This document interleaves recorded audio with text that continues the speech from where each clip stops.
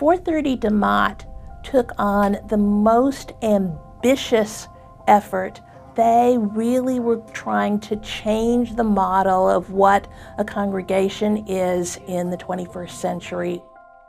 After we had to sell our building, Congregation-Beth Emeth, we found Central Synagogue and we became renters in Central Synagogue. And really the relationship was a tenant, landlord type of relationship. Members of both our congregations, even early on in the process, said, we're getting along, we're sharing a building, why don't we just merge? We had a notion that what we needed to do was utilize our resources in a more thoughtful way so that when we came together, it would be for the purpose of creating something that was different and sustainable. In the connected congregations, we started to explore how can we get the congregations to relate with each other and to consider themselves one team. We came up with the idea of these town hall meetings where people could come and ask questions and feel part of the process. We tried to include everybody in both congregations to feel that they have some ownership. At the very beginning, people had lots of questions about what are the differences and what are the similarities between Reform Judaism and Reconstructionist Judaism.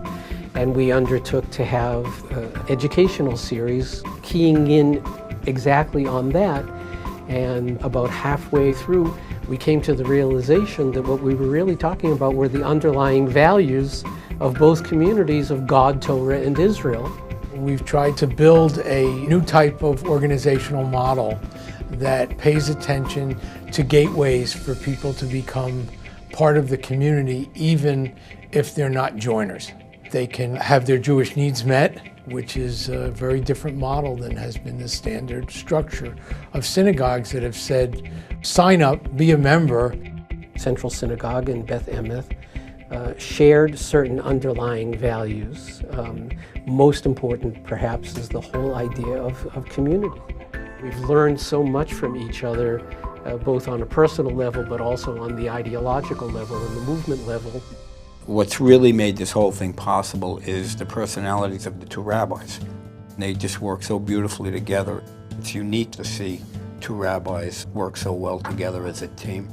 It's a very revolutionary idea, but we are not moving at this revolutionary pace. We're moving in an evolutionary pace to make this revolution come true so that people are not overwhelmed by these changes. And the work for us is certainly not done. We have a lot more work to do, and we're looking forward to continuing it. Through connected congregations, we've added things to our toolbox, but it's not always just about tools, it's about framing the big picture as well. Sometimes it felt like being on a high wire with no safety net underneath. And it's been challenging, yes, but energizing and I would say even exhilarating to know that, in a sense, we're blazing the path.